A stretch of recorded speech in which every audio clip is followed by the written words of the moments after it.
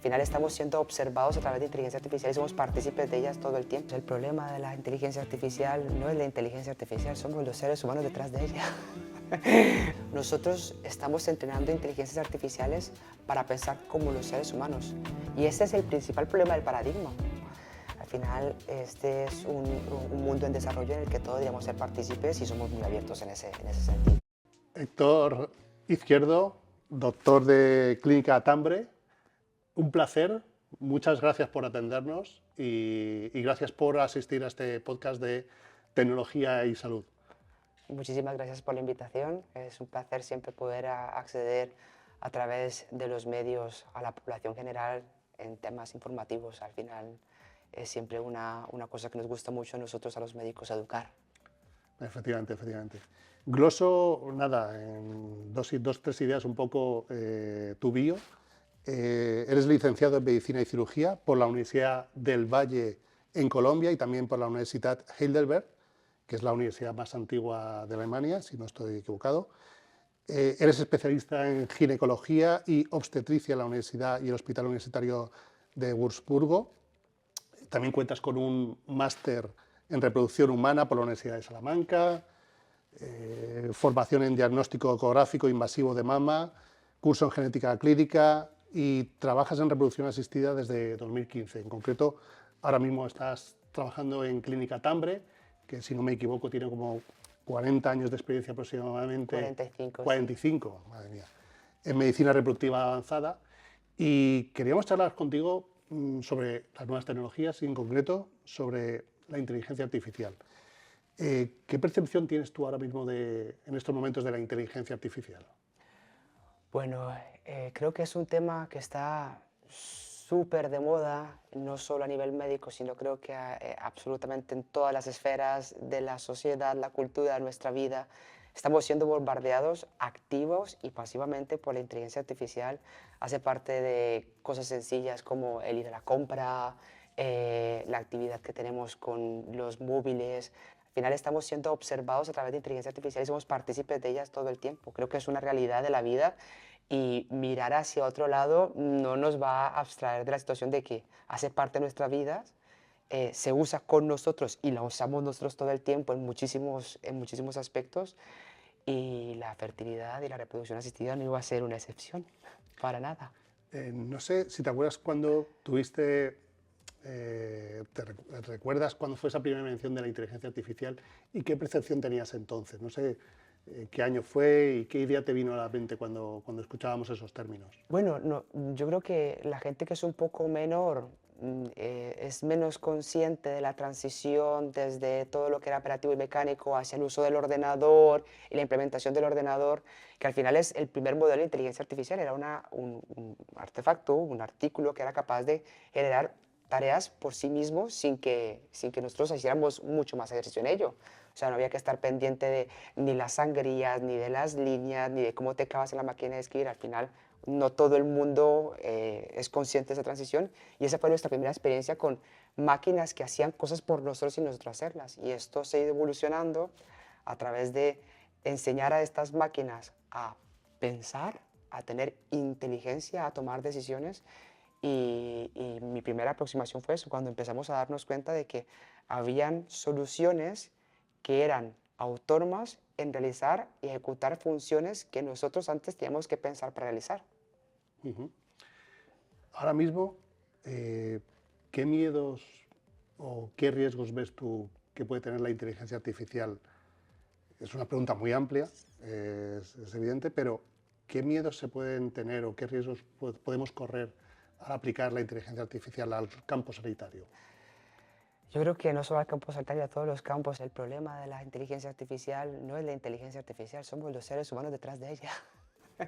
Entonces esto entra ya en un discurso ético y moral de hasta qué punto nosotros seamos capaces de respetar ciertos límites de la identidad humana, de la autonomía, de la libertad. Luego, con todo el advenimiento de la protección de datos, de la protección de imagen, de mi identidad como persona y de cómo se puede manipular y qué se puede hacer uso de esto, hasta qué punto permitiendo que nuestro nombre sea utilizado para diferentes softwares que puedan generar en voz nuestra cosas que no hemos hecho nosotros mismos. Al final es un debate ético muy amplio, porque al final empiezan problemas de autoría, quién ha hecho esto, cómo se ha hecho, de autonomía, quién toma esta decisión y luego si he tomado la decisión, ¿a quién hago yo responsable por esa decisión tomada por esto? Ujú. Porque al final, si yo entreno a algo para que algo haga alguien por mí, ¿quién es responsable del acto que ha cometido ese algo? ¿He sido yo que le he entrenado? ¿Ha sido el usuario que ha aceptado usar este? Esto es todo un contexto ético bastante delicado.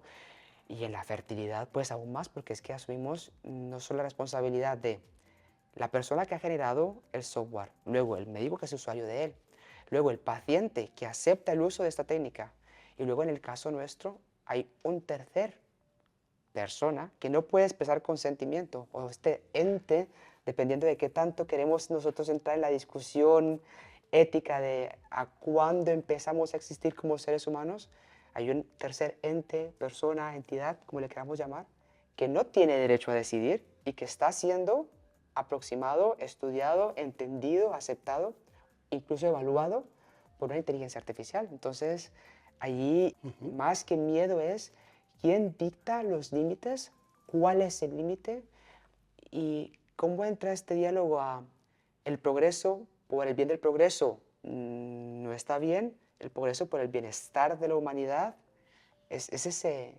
discurso siempre. Es una cuestión muy interesante y un debate ético que tiene mucho recorrido. Eh, Todas esas cuestiones que tú comentas seguramente se las hacen muchos sanitarios, ¿no? Cuando, pues, en sus procedimientos, en su forma de trabajar. ¿Cómo ves, Héctor, un poco la acogida entre los compañeros del sector sanitario, del ámbito sanitario, de la inteligencia artificial? ¿Qué notas un poco en tu comunidad? Bueno, yo creo que tendemos mucho a usar el sector sanitario y a ponernos a todos en una bolsa y la verdad somos personal súper variado, el sociosanitario y dependiendo de la especialidad que cada quien tenga, o sea, un trabajador social, o un psicólogo, un psicoterapeuta, un fisioterapeuta, un odontólogo, y un médico y un enfermero, tienen todos, son profesiones sociosanitarias, pero al final somos muy diferentes. Yo puedo hablar de la perspectiva de los médicos y dentro del contexto de los médicos hay que entender que es un gremio al que la innovación le cuesta. Le cuesta y le cuesta muchísimo. Es una carrera muy tradicional, con facultades muy tradicionales y al final somos muy protectores de la novedad por miedo a las consecuencias que esto pueda tener en, en el paciente y luego con todo el advenimiento de la responsabilidad, bueno, el advenimiento no porque siempre ha existido, pero con todo esto de volverse mucho más acuciosos con la responsabilidad civil, con cómo esta intervención que yo estoy haciendo está afectando de cierta forma a la persona que está enfrente mío, nos somos muy cautelosos en implementar nuestras cosas porque no sabemos qué implicación puede tener esto en nuestra responsabilidad civil a futuro. Ujú. Al final, cómo interactúo yo con estas decisiones es algo que también nos preocupa. Entonces, no es el gremio de los médicos uno muy abierto a, a nuevos, Ujú. a nuevos devenires. Pero vosotros estáis continuamente en actualización, es decir, estáis incorporando nuevos avances médicos, especialidades, técnicas. Sí, pero eh, del mismo gremio, que es una cosa diferente. Entonces, una cosa es entender que los médicos somos muy afines a educarnos, entendernos entre nosotros mismos, estar muy al pendiente de qué nuevos artículos tenemos, qué era la investigación, que al final son cosas que más contenido científico que nosotros mismos generamos. Y otra cosa es que venga una persona ajena a nuestro entorno a intervenir en nuestra actividad diciéndonos esto existe aquí. Eso es lo que les cuesta más. Les cuesta porque yo al final, si bien tengo una edad, también me considero un poco, digámoslo entre comillas, modernillo. Y me gustan mucho las cosas nuevas, me gusta nutrirme de todo lo que hay alrededor, por lo menos estar al tanto, porque soy muy consciente de que históricamente se han llamado por locos a grandes sabios de la humanidad. O sea, al final la Tierra era plana, Ujú. la gravedad no existía, el átomo no existía, todo esto eran inventos que son realidades absolutas. Entonces al final me gusta siempre estar muy alerta y muy atento a lo que pasa a mi alrededor, porque no sé qué de todo eso que pareciera un mito o que fuese una fantasía pueda luego en el futuro ser una realidad absoluta y una verdad sine qua non.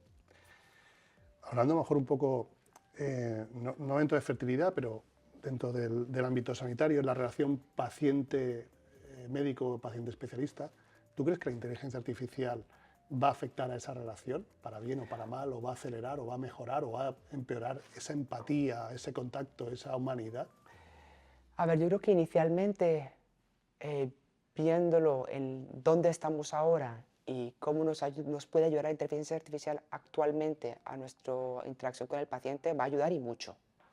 Porque al final hace que procesos sean muchísimo más sencillos y simples, como el seguimiento de analíticas, como la programación de nuevas citas, como protocolos y cosas estandarizadas que pueden funcionar más rápidamente si un equipo lo hace por nosotros.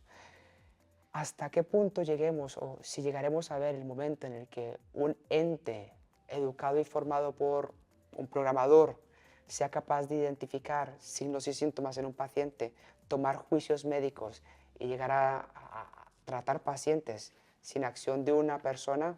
Borem. Para Borem, esto borem. falta muchísimo, muchísimo tiempo y en el momento actual en el que estamos, con la tecnología en la que estamos, es difícil imaginárselo, sobre todo porque nosotros estamos entrenando inteligencias artificiales para pensar como los seres humanos.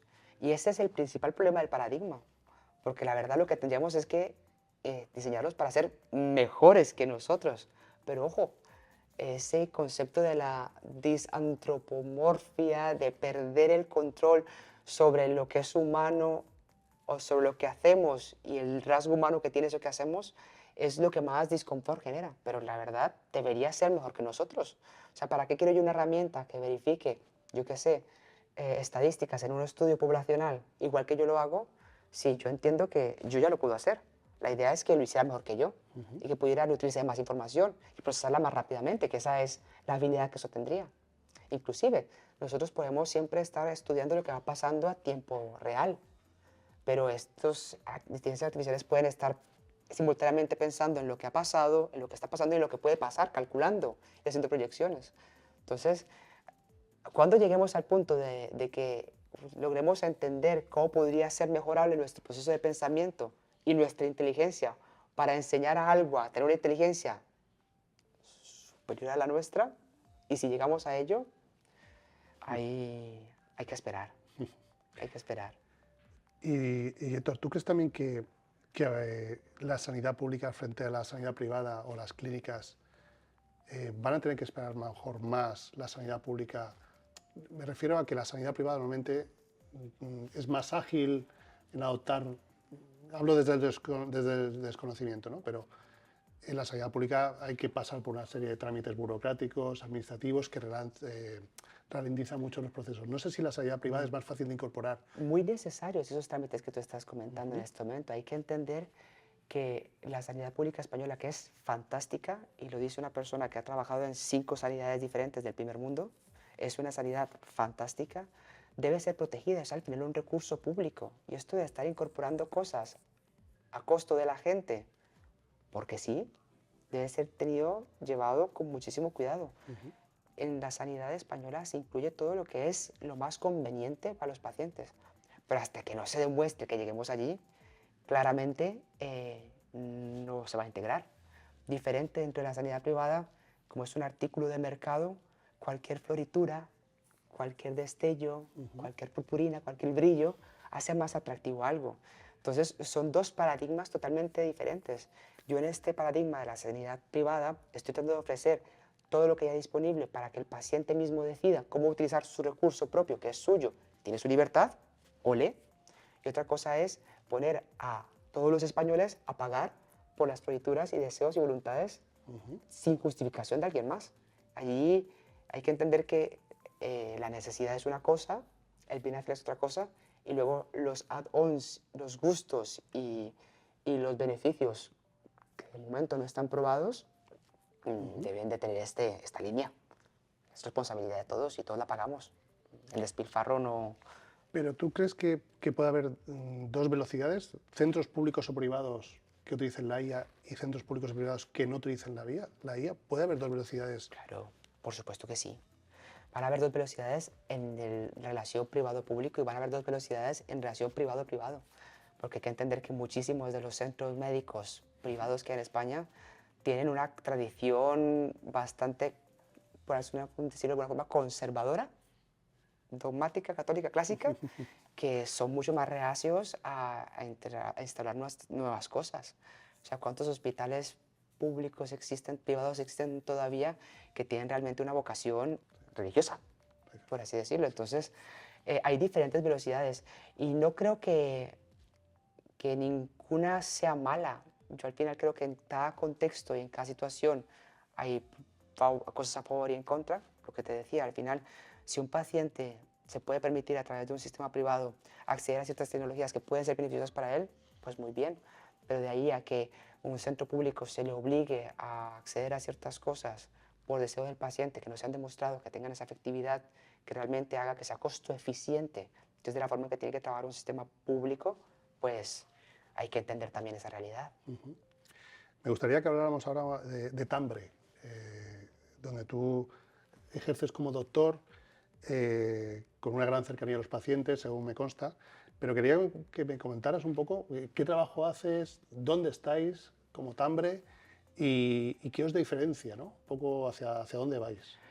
Bueno, Tambre es una simbiosis de dos situaciones totalmente diferentes. La clínica Tambre tiene más de 45 años, nace con el doctor Caballero, un pionero de la fertilidad. Tenemos uno de los bancos más antiguos de sémenes de España, banco de bulos también, o sea, es una línea de tradición. Y el doctor Caballero llega a un momento en el que identifica una necesidad de cambio y de innovación e incorpora a nuestra CEO, que es Inge Kormelink, para que haga un proceso de renovación e internacionalización de la clínica. En ese proceso de renovación e internacionalización de la clínica empezamos a coexistir la medicina tradicional clásica de muchísima historia de España con todo esto que me representa también a mí de la novedad, la innovación y traer un aire nuevo a esto. Entonces, era un cóctel que se consideraba que era un cóctel molotov en el momento cuando empezamos en el 2014. Dije, esto no va a funcionar por ninguna clase, esto es una clínica clásica de toda la vida y las clínicas clásicas de toda la vida en España funcionan como clínicas clásicas de toda la vida. Y al final ha funcionado fantásticamente. Al final hemos permitido mezclar ambas cosas, la tradición en el saber hacer, con innovar desde el cuidado, desde la protección del paciente y sobre todo desde una forma un poco diferente. Nosotros, si bien ofertamos muchísima innovación al paciente, no lo ofertamos a costo del paciente. Nosotros tenemos la Fundación Tambre, que la Fundación Tambre es la forma en que nosotros aproximamos estas nuevas tecnologías a los pacientes. Entonces, en un caso específico, nosotros tenemos un sistema de inteligencia artificial para la valoración del desarrollo de los embriones. Para los que no son expertos, un embrión es el resultado de cuando el óvulo es fecundado por el espermatozoide. Una vez se unen y empiezan a dividirse, a esto se le llama embrión. Entonces, cómo ese embrión se desarrolla tiene diferentes momentos, diferentes estructuras, tiempos, cosas que pasan. Y hay inteligencias artificiales actualmente que son capaces de evaluar el desarrollo al segundo del embrión y generar información en referencia a qué posibilidad tiene este embrión de ser un embrión sano, de generar un embarazo, de que haya un nacido vivo, de ser genéticamente sano, de ser adecuado. Esa tecnología existe y se llama CLOE y nosotros también lo usamos en la clínica Tambre, pero el costo de momento lo asume la Fundación Tambre sobre el paciente. Entonces nosotros sí creemos en la innovación, pero no creemos en que el paciente sea el responsable por esos deseos nuestros. Es lo que comentaba anteriormente, que creemos que tiene que haber cierta ética en esto.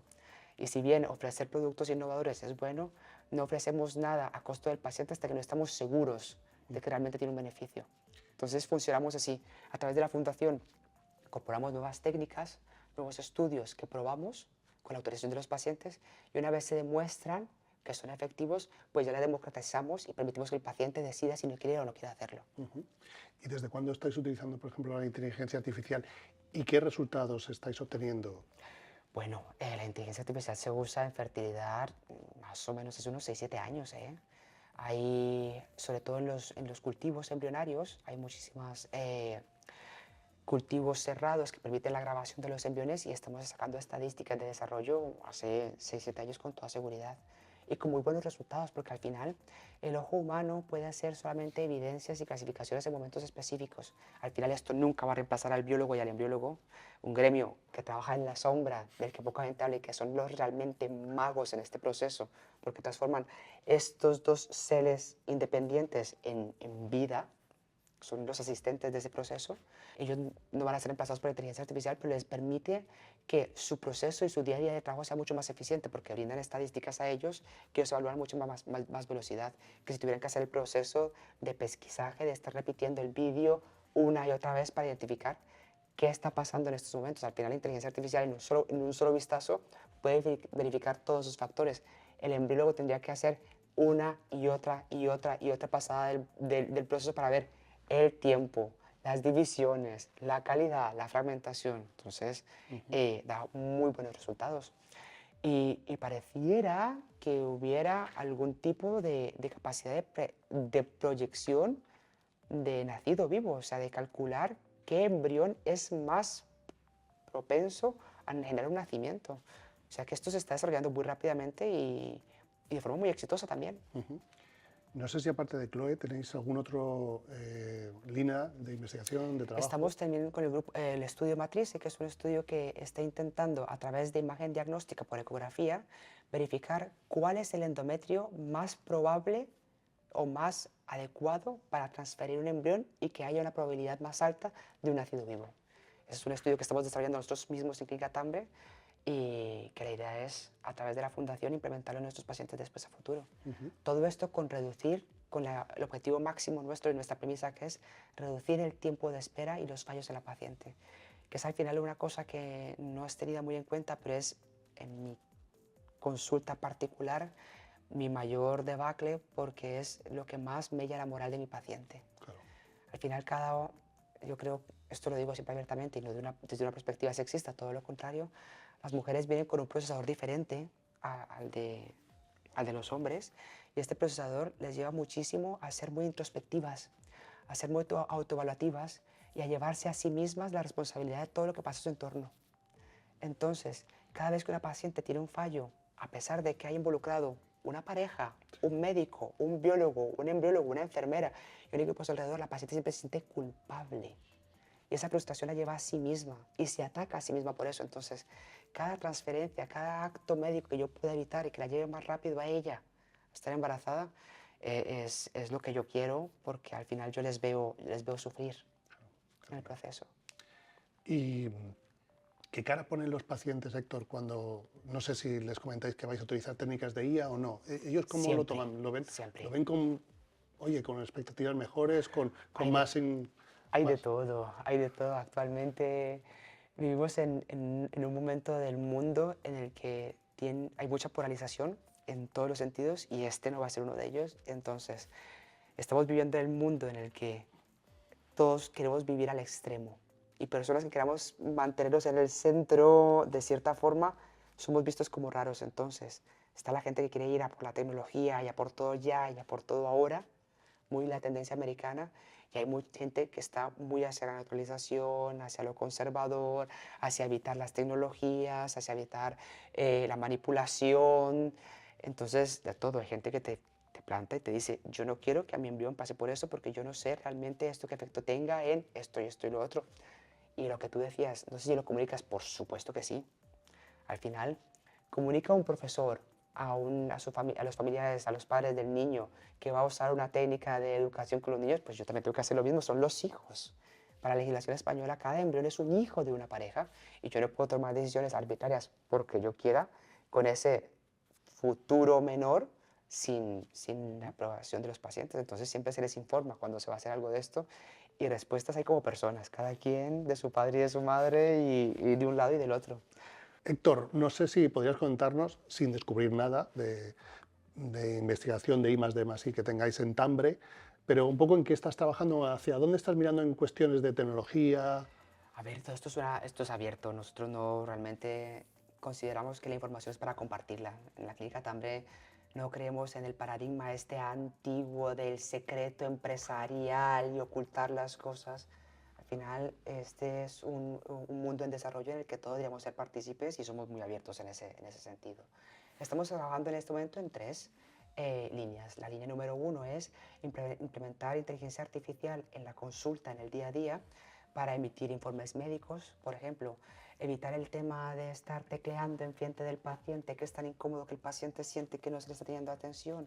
Entonces la consulta se graba a tiempo real y luego la inteligencia artificial hace un resumen de lo que yo he hablado, de lo que tú me has contado, de lo que se ha generado y de lo que yo he decidido en tiempo real. Entonces al momento de que sales de la consulta yo te puedo emitir un informe que diga, mira, he asistido a la consulta con el doctor izquierdo, soy una mujer de esta edad, mi pareja tiene estos años, juntos tenemos este problema de fertilidad, estos son los test y analíticas que él quiere hacer y este es el tratamiento que él considera el más adecuado. Esto en tiempo real. Entonces es una herramienta, lo que te decía anteriormente, que facilita muchísimo la actividad del médico. Luego estamos trabajando con el estudio matrice para valorar la calidad del endometrio y la probabilidad de embarazo. Y luego estamos estudiando también con aproximación y valoración de óvulos y embriones con la inteligencia artificial para valorar la posibilidad de embarazo y la forma en que estudiamos los embriones. Esta pregunta creo que ya sé la respuesta, pero te la voy a formular. ¿Tú crees que la tecnología cada vez más presente en el ámbito sanitario y ahora cuando llegue la IA definitivamente o desembarque, nos está alejando de la persona, del humano, del paciente, de ese contacto? ¿O al contrario, nos va a permitir, como tú dices, oiga, que usted me está contando, yo le estoy atendiendo y ya una IA está tomando nota y enseguida tengo el informe al segundo? Creo que la persona que quiera seguir teniendo contacto humano lo va a seguir teniendo. Creo que hemos podido ser humanos toda la vida en la medicina y los que no han querido es porque no han querido, no porque no pudiesen. Creo que esto de establecer un diálogo cercano de tú a tú con el paciente, de evitar esto del ego, el narcisismo, de querer sentirme en una posición superior, porque solo si estoy en una posición superior puedo aconsejar a alguien, esto de entender que como pares también podemos aconsejarnos, incluido dentro de la medicina, que tu médico puede ser tu compañero, no tiene que ser un ser superior que levita sobre ti para darte órdenes y comandos, sino que puede ser tu compañero que te conoce, que se acerca a ti, que te lleva de la mano. Yo no creo en la deshumanización por culpa de la ciencia. Creo que los humanos nos deshumanizamos por voluntad propia y eso ya es otra cosa.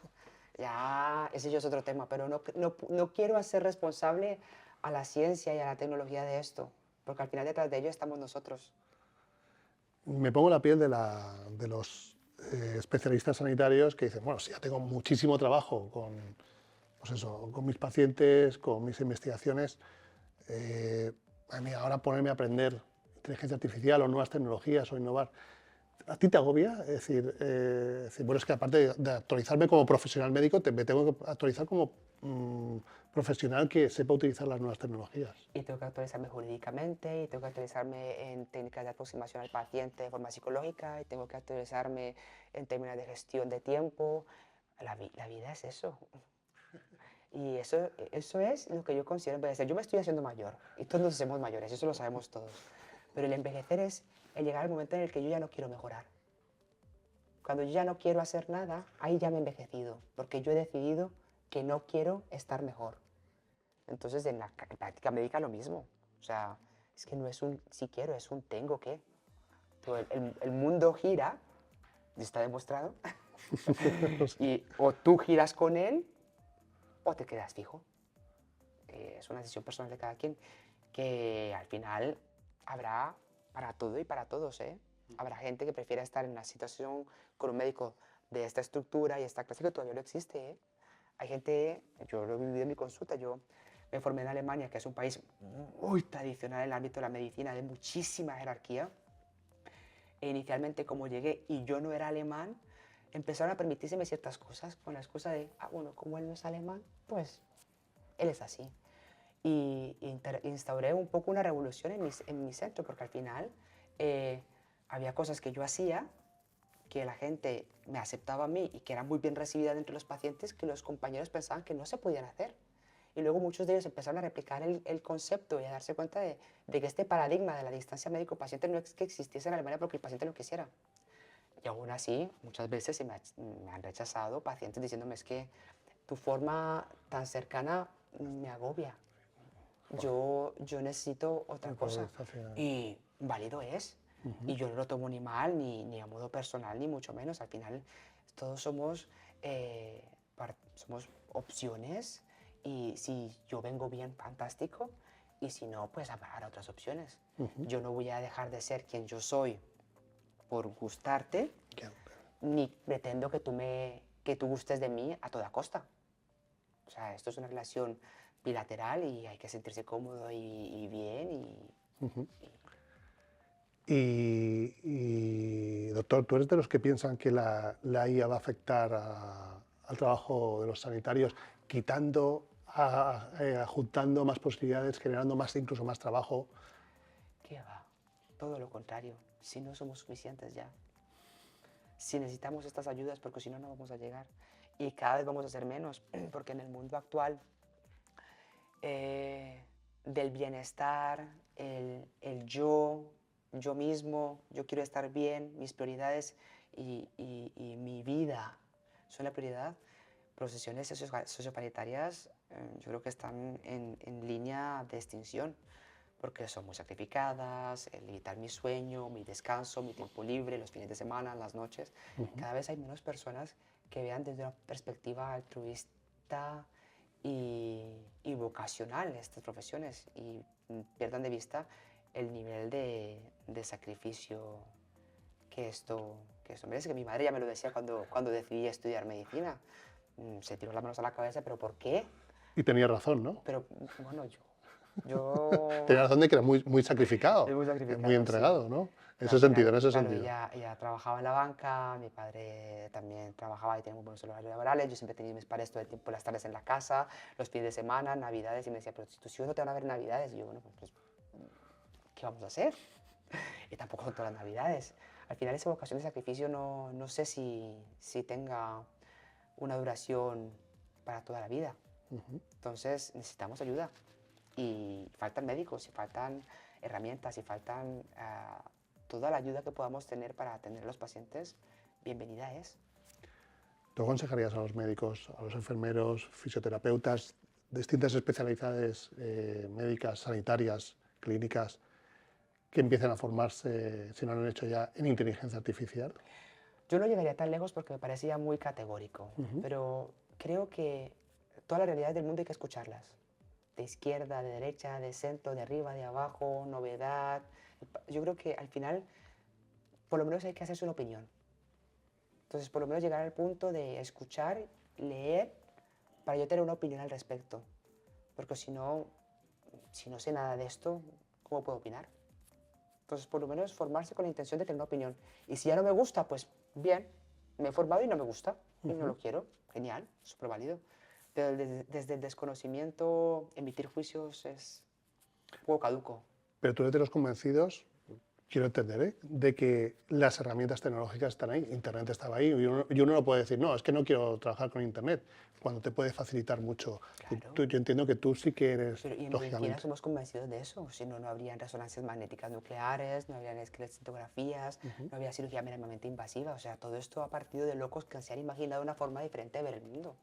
O sea, antes abríamos a los pacientes el cuerpo entero para hacer cualquier cirugía y hemos llegado al mundo en que podemos hacer cirugías mínimamente invasivas con instrumentos quirúrgicos que son de milímetros de amplitud, con pacientes que se recuperan instantáneamente, o sea, se puede ser negacionista, pero eh, ya no estamos en la época de la no tecnología, aquí todo tiene que ver con tecnología.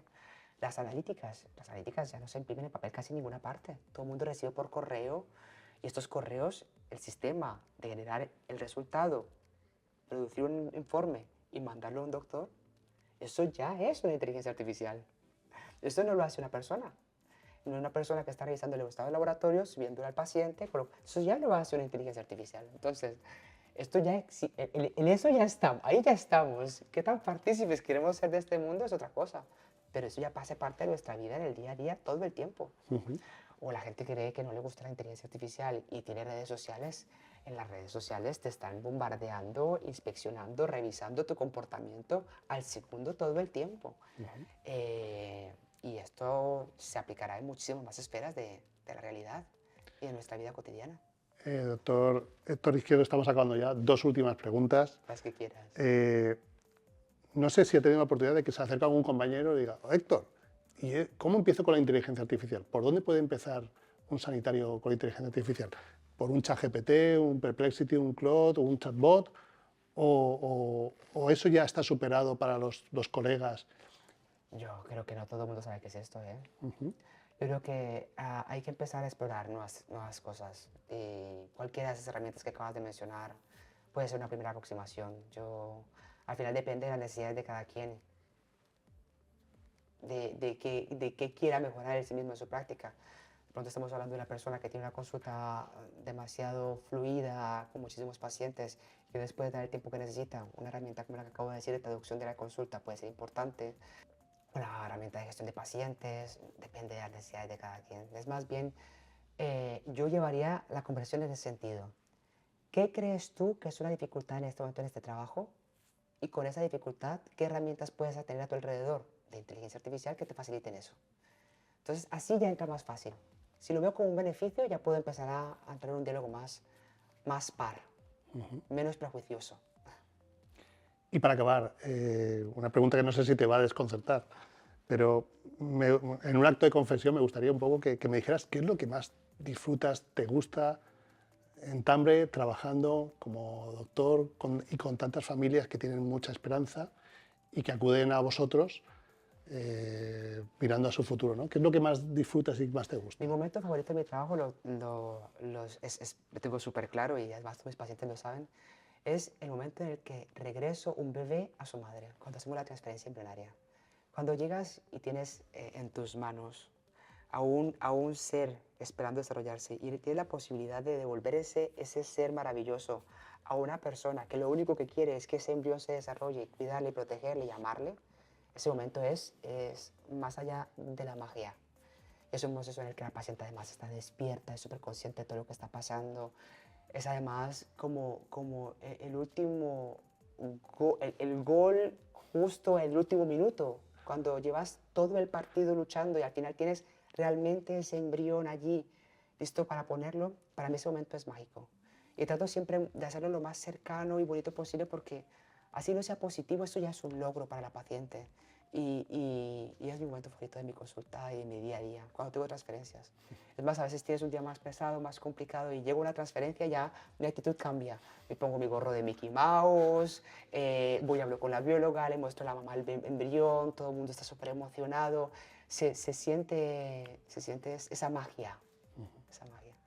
Pues doctor Héctor Izquierdo de Clínica Tambre, aquí en Alicante, un placer, muchísimas gracias por asomarte a este podcast de tecnología y salud y un placer y hasta la próxima.